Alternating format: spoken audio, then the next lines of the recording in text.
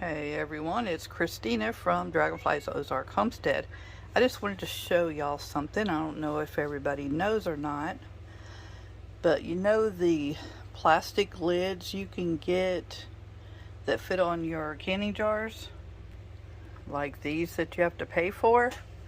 Well, you can also use, and you can test them to see, but you can also use your peanut butter, and this is a messy peanut butter and jelly sandwich.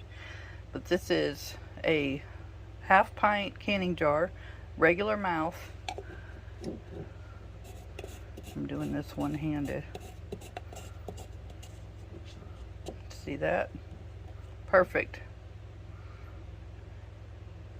For free. So before you throw your peanut butter lid away, check and make sure and see if it fits on your jars, because you could use that for storage of dry goods or for something like that to put in the refrigerator.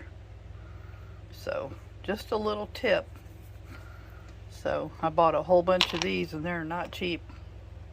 I had baking soda. And you can also, hold on one second, see if I can do this one-handed. You can also use, like, this is permanent marker and this is a dry erase marker.